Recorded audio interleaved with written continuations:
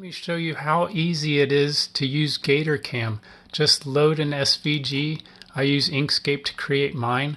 Now you can select the shapes in different ways. 1 click, 2 clicks, 3 clicks gets you this little shape here, a tab I added.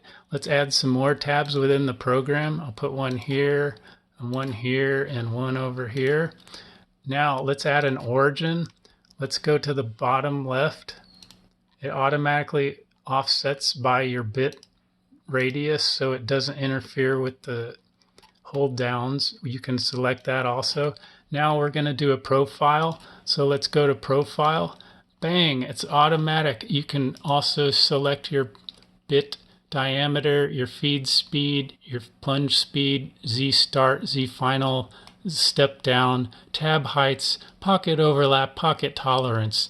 Now we're just going to save our G-code, and bang, automatically you can reload it into this other program that's free, and you can preview your program.